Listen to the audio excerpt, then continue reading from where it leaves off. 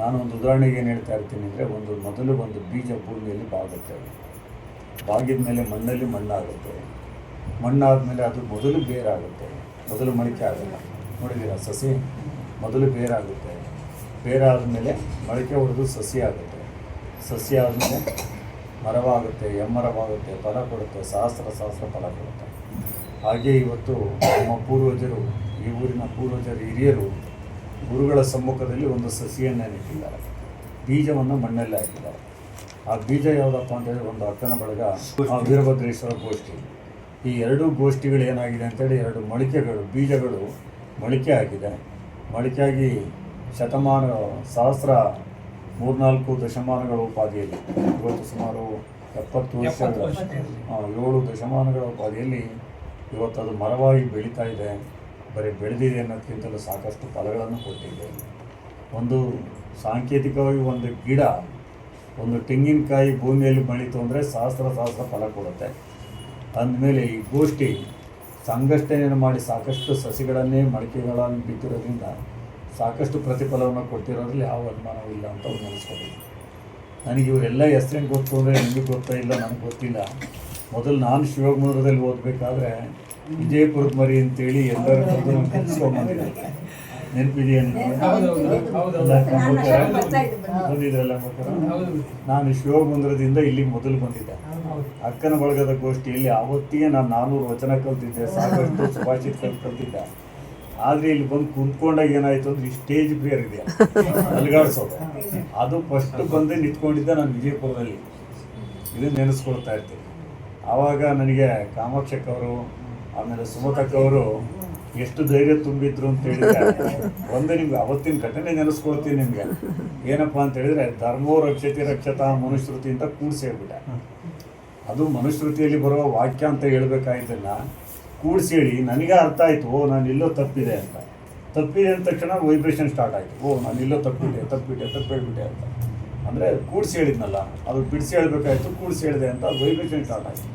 ಕೊನೆಗೆ 1-2 ನಿಮಿಷನೂ ಮಾತಾಡೋಕ್ಕಾಗಿಲ್ಲ, ಮೈಯೆಲ್ಲ ಬೆವತೋಯ್ತು. ಆಮೇಲೆ ಅವರಿಬ್ಬರು ಕೂತ್ಕೊಂಡು, ಯಾಕೆ ನೆನಪಿದೆ ಅಂದರೆ, ಈ ಅಕ್ಕ ತಮ್ಮನ ಸಂಬಂಧ ಇರ್ಬೋದು, ತಾಯಿ ಮಕ್ಕಳ ಸಂಬಂಧ ಉಪಾಧಿಯಲ್ಲಿ ಇಬ್ಬರು ಕೂರಿಸ್ಕೊಂಡು ಎಷ್ಟು ನನಗೆ ಪ್ರೋತ್ಸಾಹ ಕೊಟ್ಟರು ಅಂತ ಹೇಳಿದ್ರೆ, ನಿನಗೆಲ್ಲ ಗೊತ್ತು, ನೀನು ಯಾಕೆ ಹೆದರ್ತಾ ಇದೀಯಾ, ಹೆದರ್ಕೊಂಡು ಹಿಂಗೆ ಆಗ್ತಾ ಇದೆಯಾ, ನೀನು ಮಾತಾಡು, ಹೆದರಬೇಡ ನೀನು. ಆಮೇಲೆ ಬೆಳಿಗ್ಗೆ ಗೋಷ್ಠಿಯಲ್ಲಿ ಇಷ್ಟ ಆಯ್ತು ರೀ, ಮಧ್ಯಾಹ್ನ ಕೂತ್ಕೊಂಡಾಗ 15 ನಿಮಿಷ ಮಾತಾಡಿದೆ, ಸಾಯಂಕಾಲ ಬಂದು ಗೋಷ್ಠಿಯಲ್ಲಿ ಕೂರಿಸ್ಕೊಂಡಾಗ 1 ಅವರ್ ಮಾತಾಡ್ಸಿದ್ರು. ಅಲ್ಲ, ಇದು ವಿಜಯಪುರ ಒಂದು ಬೇಸ್ಮೆಂಟ್ ಆಯಿತು ನನಗೆ ಅಂತ. ಆಮೇಲೆ ಋಣಾನ ಸಂಬಂಧ ಇರಲಿಲ್ಲ, ಅದಕ್ಕೆ ಕಳಿಸ್ಕೊಂತ ಬಿಡಿ, ಅದು ನಾನು ಬೇಜಾರು ಮಾಡ್ಕೊಂಡಿಲ್ಲ. ಎಲ್ಲಿಗೆ ನಮ್ಮ ಋಣಾನ ಸಂಬಂಧ ಇರ್ತದೆ ಅಲ್ಲಿ ವಿಜಯ ಆಟದಲ್ಲಿ ನಮ್ಮನ್ನು ಎಳ್ಕೊಂಡು ಹೋಗ್ತಾರೆ. ಹಾಗೆ ಇವತ್ತು ಅವರಿಬ್ಬರು ನೆನಪಿನಲ್ಲಿ ಅವತ್ತು ಕರ್ಕೊಂಡ್ಬಂದಂಥ ರುದ್ರಪ್ಪನವ್ರು ಇರ್ಬೋದು, ವೀರಣ್ಣವ್ರು ಇರ್ಬೋದು, ಬಸವರಾಜಪ್ಪರು ಇರ್ಬೋದು, ಇವರೆಲ್ಲ ಒಂದು ಬಳಗ ಇದೆಯಲ್ಲ, ಈ ಬಳಗ ಇವತ್ತು ಎಲ್ಲೋ ಒಂದು ಕಡೆ ಅಚ್ಚ ಹೇಳಿದಂಗೆ ಇರ್ತಾರೆ. ನಾವು ಮೊನ್ನೆ ಹೇಳಿದ್ವಿ, ಮಾದೇವಣ್ಣವ್ರು ಬಂದು ಹೇಳಿದಾಗ, ಎಷ್ಟುಲಿ ಇವತ್ತು ನಾಳೆ ತುಂಬ ಕಾರ್ಯಕ್ರಮ ಒತ್ತಡ, ಅವ್ರಿಗೆ ಮಾತಾಡೋಕೆ ಕೊಟ್ಬಿಟ್ವಿ. ಆಮೇಲೆ ತುಂಬ ಬೇಕಾದ್ರು ನಾಡಿದ್ದು ಜಗನ್ಗಳು ಬರ್ತಾ ಇದ್ದಾರೆ ಆ ಕಡೆ. ಆ ಎಲ್ಲ ಕಾರ್ಯಕ್ರಮಕ್ಕೂ ರಂಭಾಪುರಿ ಜಗನ್ಗಳು ಬರ್ತಾ ಇದ್ದಾರೆ. ಆ ಎಲ್ಲ ಕಾರ್ಯಕ್ರಮದ ಜವಾಬ್ದಾರಿ ನಿಮ್ಮದೇ ಬುದ್ಧಿ. ನಾನಂದೆ, ಅಪ್ಪ ನನಗೆ ಆಗಲ್ಲ, ನಾನು ವಿಜಯಪುರಕ್ಕೆ ಹೋಗ್ತಾ ಇದ್ದೀನಿ, ಹಂಗಾಗಿ ನಾನು ಎಲ್ಲಿಗೂ ಬರಲ್ಲ. ಇವತ್ತು ಸಹಿತ ಬೆಳಿಗ್ಗೆ ನಾನು 5 ಗಂಟೆಗೆ ಎದ್ದು ಮತ್ತೊಂದು ಕಡೆ ಒಂದು ಪೂಜೆ ಮುಗಿಸ್ಕೊಂಡು ಬಿಟ್ವಿ. ಇಲ್ಲಿಗೆ ಆ ಟೈಮಿಗೆ ಕರೆಕ್ಟಾಗಿ 4 ಗಂಟೆಗೆ ಬಿಟ್ಟಬೇಕು ಅಂತ. ನಮಗೆ ಗೂಗಲಲ್ಲಿ ಅದು ಬೇರೆ ಹೇಳ್ತದ್ದು 5 ಗಂಟೆ ಜರ್ನಿ ಅಂತ ಮೊದಲು. ಆಮೇಲೆ 3:15 ಗಂಟೆಗೆ ಬಂದುಬಿಟ್ವಿ ನಾವು. ಇದನ್ನೆಲ್ಲ ಯಾಕೆ ನೆನೆಸ್ಕೊಂಡ್ವಿ ಅಂತ ಹೇಳಿದರೆ, ಈ ನಾವು ಒಂದು ನೆನಪಿನಲ್ಲಿ ಇಟ್ಕೋಬೇಕೇನಪ್ಪ ಅಂದರೆ, ಉರಿಯುವ ಕೆಂಡದ ಮೇಲೆ ತೃಣವ ತಂದಿಡಲು ಆ ತೃಣವನ್ನು ಕೆಂಡ ನುಂಗಿದಂತೆ. ದೇವ್ರ ದಾಸಮಯ್ಯನವ್ರು ಹೇಳ್ತಾರಲ್ಲ, ಗುರು ಚರಣದ ಮೇಲೆ ತನುವ ತಂದಿಡಲು ಸರ್ವಾಂಗವೆಲ್ಲೋ ಲಿಂಗವು ಕಾಣ. ಇದು ಗುರುವಿನ ಅನುಗ್ರಹ ಇದ್ದರೆ, ಗುರುವಿನ ಆಶೀರ್ವಾದ ಬಲ ಇದ್ದರೆ, ಗುರುವಿನ ಕರುಣೆ ಇದ್ದರೆ ಏನಾಗುತ್ತೆ ಅಂದರೆ, ಎಲ್ಲ ಆಗಿದೆಯಲ್ಲ ಇದೇ ಆಗುತ್ತೆ ಅಂತ ಮತ್ತೇನು ವಿಶ್ಲೇಷಣೆ ಮಾಡಿ ಹೇಳೋದು ಬೇಕಾಗಿಲ್ಲ. ಯಾಕೆ ಹೇಳ್ತಾ ಇದ್ದೀನಿ ಅಂದರೆ, ನಾವೂ ಸಹಿತ ಸಾಧನೆ ಮಾಡಬೇಕಾದ್ರೆ ಯಾವಾಗಲೂ ನಾನು ಹೇಳ್ತಾ ಇರ್ತೇನೆ, ಮನುಷ್ಯ ಬೆಳಿಬೇಕು ಅಂತ ಹೇಳಿದ್ರೆ ಮೊದಲು ನಮಗೊಂದು ಗುರಿ ಇರಬೇಕು. ನಮ್ಮ ಗುರಿ ಹೇಗಿರಬೇಕು ಅಂದರೆ, ಮತ್ತೊಬ್ಬರಿಗೆ 3 ನಾವು ಜೀವನದಲ್ಲಿ ಅಳವಡಿಸ್ಕೋಬೇಕಂತ. ಯಾವುದು 3 ಅರ್ಥ ಇರೋದಿಲ್ಲ ಅನ್ನೋ ಪ್ರಜ್ಞೆ ಇರಬೇಕು ಎಲ್ಲರಿಗೂ. ಒಂದು ಕಳೆದ ಹೊತ್ತು, ಇನ್ನೊಂದು ಯಾವುದಪ್ಪ ಅಂದರೆ ಆಡುವ ಮಾತು. ನಾವು ಆಡುವ ಮಾತುಗಳಿದೆಯಲ್ಲ, ಇದ್ರ ಕಡೆ ಪ್ರತಿಯೊಬ್ಬನ ಮನುಷ್ಯನ ಸಹಿತ ಎಚ್ಚರವಾಗಿರಬೇಕು ಅಂತ. ಯಾಕೆಂದರೆ ನಾವು ಆಡುವ ಮಾತು ಚೂರಿ ಆಗ್ಬೋದು, ಮುತ್ತಾಗ್ಬೋದು. ಅಲ್ವಾ?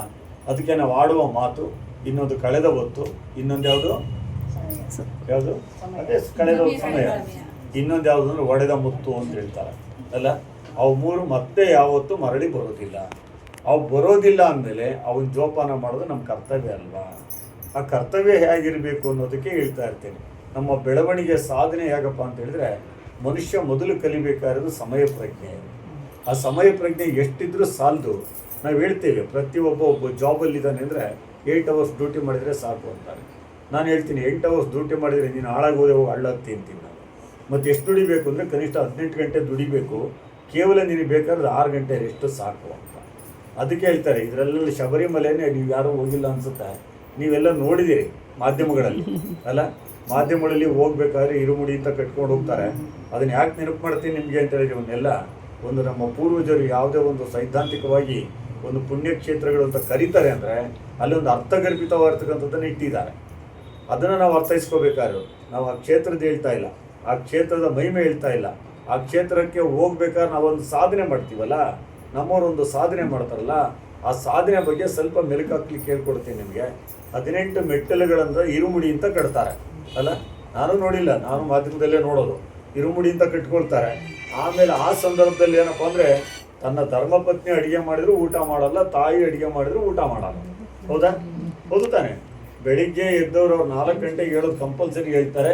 ರಾತ್ರಿ ಮಲಗೋದು 12:30 1 ಗಂಟೆಗೆ ತಣ್ಣೀರು ಸ್ನಾನ ಮಾಡಿ, ಅದು ಒಳ್ಳೆ ಮಾಗಿ ಚಳಿಯಲ್ಲಿ, ಧನುರ್ಮಾಸದ ಕಾಲದಲ್ಲಿ ಆ ಚಳಿಯಲ್ಲೆಲ್ಲ ಸ್ನಾನ ಮಾಡಿ, ಭಜನೆ ಮಾಡಿ, ಪ್ರಸಾದ ಮಾಡಿ, ಬೆಳಗಿನ ಜಾವ 4 ಗಂಟೆಗೆ ಹೇಳ್ತಾರೆ. ರಾತ್ರಿ 11:30 12 ಗಂಟೆ ಮಲಗ್ತಾರೆ. ಮಧ್ಯೆ ಉಳಿಯೋದೆಷ್ಟು? 6 ಗಂಟೆ ಅಲ್ವಾ? 6 ಗಂಟೆ ದುಡಿದು 6 ಗಂಟೆ ರೆಸ್ಟ್ ತಗೊಂಡು ಇನ್ನು 18 ಗಂಟೆಗಳ ಕಾಲ ಶಿವನ ಧ್ಯಾನದಲ್ಲಿ ಮಗ್ನರಾಗ್ತಾರೆ. ಯಾವುದೋ ಒಂದು ಕಡೆ ಒಂದು ದೇವನನ್ನು ನಂಬಿದ್ದಾರೆ, ಆ ದೇವನ ಕಡೆ ಮಗ್ನರಾಗ್ತಾರೆ. ಅಲ್ಲಿಂದ ಹೋಗಿ ಇರುಮುಡಿ ಅಂತ ಕಟ್ಕೊಂಡು ಹೋಗ್ತಾರೆ. ಕಟ್ಕೊಂಡು ಹೋಗಿ ಏನಾಗ್ತಾರೆ, 18 ಬಂಗಾರದ ಮೆಟ್ಲುಗಳು ಅಂತ ಹತ್ತಿ ಹೋಗಿ ಆ ಇರುಮುಡಿ ಇಳಿಸಿ ಬಂದ್ವಿ, ಅಯ್ಯಪ್ಪನ ದರ್ಶನ ಮಾಡಿದ್ವಿ ಅಂತ ಹೇಳ್ತಾರೆ. ನಾನು ಹೇಳೋದು ಅದೆಲ್ಲ, 18 ಮೆಟ್ಟಲುಗಳನ್ನು ಹತ್ತಿದ ದಾರಿ ಯಾವುದು ಅಂತ ನೋಡ್ಕೋಬೇಕು. ಆ ಮೆಟ್ಟಲುಗಳು ಯಾವುವು? ಬಂಗಾರದ ಮೆಟ್ಟಲುಗಳಲ್ಲ. ನಿನ್ನ ಬದುಕು ಬಂಗಾರದ ಮೆಟ್ಟಿಲು ಆಗಬೇಕು ಅಂತ ಹೇಳಿದ್ರೆ ನೀನು ಈ 18 ಗಂಟೆಗಳಲ್ಲಿ ದುಡಿಯೋದನ್ನು ಕಲಿಬೇಕು ಅಂತ. ನೋಡಿ, 8 ಗಂಟೆನೇ ದುಡಿಯೋದು ಕಷ್ಟ, ಅದ್ರಲ್ಲಿ 18 ಗಂಟೆ ದುಡೀರಿ ಅಂತ ಹೇಳ್ತಾರೆ ಅಂದ್ರೆ ಹುಚ್ಚರು ಹೇಳಬೇಕು ಅಂತ ಅನ್ಸುತ್ತೆ. ಆದರೆ 6 ಗಂಟೆ ರೆಸ್ಟ್ ಸಾಕು. ಇನ್ನು 18 ಗಂಟೆ ದುಡಿಯುವ ಕಡೆ ಗಮನವಿರಲಿ. ಇವರೊಂದು ಅಂಗಡಿ ಇಟ್ಕೊಂಡು ಬಿಸ್ನೆಸ್ ಮಾಡ್ತಾರೆ ಅಂದರೆ, ಅಂಗಡಿ ತಕ್ಕೊಂಡಾಗ ಅಷ್ಟೇ ಕೂತ್ಕೊಂಡು ಬಿಸ್ನೆಸ್ ಮಾಡಿದರೆ ಅಂಗಡಿ ಎಂದೋ ಮುಚ್ಚಬೇಕಾಯ್ತು. ನೀವು ಅಪ್ಪವ್ರ ಅಂಗಡಿ ಎಂದೋ ಮುಚ್ಚಬೇಕಾಗಿತ್ತು. ಬಟ್ ನೀವು ಅಪ್ಪವ್ರ ಅಂಗಡಿ ಇನ್ನೂ ಉಳಿಸ್ಕೊಂಡು ಹೋಗ್ತಾ ಇದ್ದೀರಿ ಅಂದರೆ, ನೀವು ಕೇವಲ ಬಾಗಿಲು ತೆಗೆದಾಗ ಅಷ್ಟೇ ಅದ್ರ ಚಿಂತನೆ ಇಲ್ಲ. ಅಂಗಡಿ ಎದ್ದಾಗ, ಕುಂತಾಗ, ನಿಂತಾಗೆಲ್ಲ ಅಂಗಡಿ ಹೆಂಗೆ ನಡಿಬೇಕು, ನಾಳೆದ್ದೇನು, ನಾಡಿದ್ದೇನು, ಅದಕ್ಕೇನು ತರಬೇಕು, ಏನು ಕೊರತೆ ಆಗಿದೆ ಅಂತ ನೋಡ್ತಾ ನೋಡ್ತಾ ಹೋದಾಗ ಅದು ಸಾಧನೆಯ ದಾರಿ ಆಗ್ತದೆ. ಆಗ ಮನುಷ್ಯ ಬೆಳೀಲಿಕ್ಕೆ ಸಾಧನೆ ಆಗ್ತದೆ. ಅದಕ್ಕೆ ಹೇಳ್ತೇನೆ, 18 ಗಂಟೆಗಳ ಕಾಲ ಒಂದು ಪ್ರಾಕ್ಟಿಕಲಲ್ಲಿ ನೀವು ದುಡ್ಕೊತ ಬರ್ತಿರಲ್ಲ, ಶ್ರಮ ವಹಿಸ್ತಿರಲ್ಲ, ಅದನ್ನು ಜೀವನದಲ್ಲಿ ಅಳವಡಿಸ್ಕೊಂಡ್ರೆ ನೀವು ಉದ್ಧಾರ ಆಗ್ತೀರಿ. ಅಲ್ಲಿ ಅಯ್ಯಪ್ಪ ಸ್ವಾಮಿ ಬಂದಲ್ಲ, ಅಯ್ಯಪ್ಪ ಸ್ವಾಮಿ ಹೆಸರಿನಲ್ಲಿ ನಮ್ಮ ಮನಸ್ಸನ್ನು ಸ್ವಚ್ಛ ಮಾಡ್ಕೊತೀವಲ್ಲ, ಅದರಿಂದ ನಾವು ಉದ್ಧಾರ ಆಗ್ತೀವಿ ಅಂತ. ನೋಡಿ, ನಾನು ಹೇಳ್ತೇನೆ, ಬಸಲಿಂಗ ಸ್ವಾಮಿಗಳಿಗೆ ನನಗೆ ದಾರಿಯಾಗಿ ಕೊಟ್ಟಿದ್ರು. ಅವ್ರು ಹೇಳ್ತಾ ಇರ್ತೀನಿ, ನೀವೆಲ್ಲ ಬಡವ್ರ ಸ್ವಾಮಿಗಳು ಅಂತ ಒಂದು ನೇಮ್ ಇತ್ತು ಅವ್ರಿಗೆ ಅಲ್ವಾ. ಈಗ ನೀವು ಆ ಏರಿಯಾದಲ್ಲಿ ಯಾರನ್ನಾರ ಕೇಳ್ರಿ, ಬಡವ್ರ ಸ್ವಾಮಿಗಳು ಅಂದ್ರೆ ಉಳಿಸ್ಕೊಂಡು ಸ್ವಾಮಿಗಳು ಅಂತ ಅಂತಾರೆ. ಆ ಪರಂಪರೆಯನ್ನು ಅಳಿಸಿಲ್ಲ ನಾವು, ಆ ಪರಂಪರೆ ಅಳಿಸಿಲ್ಲ. ನಾನು ಎಲ್ಲದನ್ನು ಕೊಡ್ತೀನಿ ಅಂತ ಹೇಳಲಿಕ್ಕಾಗಲ್ಲ. ಯಾಕೆಂದ್ರೆ ಅವ್ರು ಬಸ್ಸಿಗೆ ಓಡಾಡ್ತಿದ್ರು, ನಾನು ಕಾರಾಗ ಓಡಾಡ್ತೀನಿ. ನಾನು ಹೇಳ್ತೇನೆ, ನನಗೆ ಯಾರಾದರೂ ದೇವ್ರು, ನೀವು ದೇವರು ಅಂತ ಯಾರನ್ನ ಪೂಜೆ ಮಾಡ್ತೀರಿ ಅಂದರೆ, ಗುರುವಿನ ಪೂಜೆ ಮಾಡ್ತೀರಿ, ದೇವ್ರ ಪೂಜೆ ಮಾಡ್ತೀರಿ, ಗುರುವಿನ ಪೂಜೆ ಮಾಡ್ತೀರಿ, ದೇವರು ಅಂತ. ನನಗೆ ದೇವ್ರು ಯಾರಪ್ಪ ಅಂದ್ರೆ, ನನಗೆ ನನ್ನ ಭಕ್ತರೇ ದೇವರು. ನೀವು ಭಕ್ತರು ಸಾಕಿದ್ರೆ ನಾನು ಬದುಕೋದು, ಇಲ್ಲ ನಾನೆಲ್ಲಿ ಬದುಕ್ತೇನೆ. ಹಾಗಂತ ಯಾರು ಹೊಟ್ಟೆ ಮೇಲೆ ಕಲ್ಲು ಹೊಡೆಯೋ ಕೆಟ್ಟ ಗುಣ ಇಲ್ಲ. ಪ್ರೀತಿಯಿಂದ ಎಲ್ಲರನ್ನೂ ಸಹಿತ ಸಂಭಾಳಿಸ್ಕೊಂಡು ಹೋಗ್ತಕ್ಕಂಥ ಶಕ್ತಿ ಇದೆ. ನಾನು ಈಗಲೂ ಹೇಳ್ತೇನಲ್ಲ, ನಮ್ಮ ಮನೆಗೆ ಎಷ್ಟೇ 1000 ಜನ ಬಂದರೂ ನಾನು ಒಂದು ಮಗುವಿನ ಕಣ್ಣಲ್ಲಿ ನೀರು ಬರಲಾರ್ದಾಗ ನೋಡ್ಕೊಡೋದು ನನ್ನ ಕರ್ತವ್ಯ ಅಂತ. ಜನಗಳ ಕಣ್ಣಲ್ಲಲ್ಲ, ಸಣ್ಣ ಮಗು ಅಳ್ಳಿಕ್ಕೂ ನಾನು ಬಿಡಲ್ಲ. ಅಷ್ಟು ಜೋಪಾನ ಮಾಡೇ ನಾನು ಕಳಿಸೋದು ಅಂತ. ಅಂದಮೇಲೆ ಅದು ಹೇಳ್ತಾ ಇದ್ರಲ್ಲ, ನಮ್ಗೆ ಟಿಫನ್ ಕ್ಯಾರಿಯರ್ ಮಾಡಿ ಕಳಿಸಿದ್ರಿ. ಟಿಫನ್ ಕ್ಯಾರಿಯರ್ ಅಲ್ಲ, ಅದು ಪ್ರಸಾದ ಅಂತ ಕಳಿಸಿದ್ರಿ. ಯಾಕೆಂದ್ರೆ ಒಳ್ಳೊಳ್ಳೆ ಊಟ ಹೋಟ್ಲಲ್ಲಿ ಸಿಗುತ್ತೆ, ಆದ್ರೆ ಮಠದ ಪ್ರಸಾದ ಸಿಗ್ಬೇಕಲ್ಲ. ನಾನು 25 ದಿವಸದಲ್ಲಿ ಗುಡಿ ಕಟ್ಟಿ 26ನೇ ದಿವಸ ಪ್ರತಿಷ್ಠಾಪನೆ ಮಾಡಿ, ನಡೆದ ಘಟನೆ, ಕಥೆಯಲ್ಲ, ನಡೆದ ಘಟನೆ ಇದು. ಎಲ್ಲರೂ ಹೆಂಗೆ ಸಾಧ್ಯ ಅಂತೀರಿ, ಕಟ್ಟಿದೀವಲ್ಲ ಹಾಗೆ ಸಾಧ್ಯ ಅಂತ. ಈ ಮೊನ್ನೆ 2012ನೇ ಇಸ್ವಿಯಲ್ಲಿ ಚೌಡೇಶ್ವರಿ ದೇವಿ ಭೂಮಿಯಿಂದ ಅವತರಿಸಿ ಬಂತು. ನಿಮಗೆ ಕೃಷಿಯಲ್ಲಿ ಸಾಧನೆ ಮಾಡಬೇಕು ಅಂತ ನಾನು ಹೊರಟಾಗ ಸುಮಾರು 18 ಬೋರ್ ಫೇಲ್ ಆಗಿ 9 ಸರಿ ಅಡಿಕೆ ಗಿಡ ಹಾಕಕ್ಕೆ ಆಗ್ಬಿಟ್ಟಿದ್ದೀನಿ ನಾನು. ತೋಟ. ಯಾರಾದರೂ ಬೇರೆ ರೈತ ಆಗಿದ್ದರೆ ಎಂದೋ ಮನ್ಮುಖ ಹೋಗ್ಬಿಡ್ತಿದ್ದ. ಅಂತೂ ಸಾಧನೆ, ಸೋಲನ್ನು ಒಪ್ಕೊಂಡಿಲ್ಲ. ಇವತ್ತೆಲ್ಲ ನಾಳೆ ಗೆದ್ದೇ ಗೆಲ್ತೀನಿ ಅನ್ನೋ ಒಂದು ಛಲದಿಂದ ನಾನು ಪುನಶ್ಚ ಪ್ರಯತ್ನ ಪಟ್ಟು ಗಿಡ ಹಾಕೋದು, ಬೋರ್ ಫೇಲ್ ಆಗೋದು, ಬರಗಾಲ ಬರೋದು, ತೋಟ ಹಾಳಾಗೋದು, ಮತ್ತೆ ಒಂದು ವರ್ಷ ಬಿಡೋದು, ಮತ್ತೆ ಬೋರ್ ಕೊರ್ಸೋದು, ಮತ್ತೆ ಗಿಡ ಹಾಕೋದು, ಆ ಬೋರ್ ಹೋಗೋದು, ಮತ್ತೆ ಬಿಡೋದು. ಹಿಂಗೆ 7-8 ಸಾರಿ ಬಿಟ್ಟು ಕೊನೆಗೆ 2012ನೇ ಇಸ್ವಿಯಲ್ಲಿ ಚೌಡೇಶ್ವರಿ ದೇವಿ ನನಗೆ ಒಂದು ಒಲಿತು.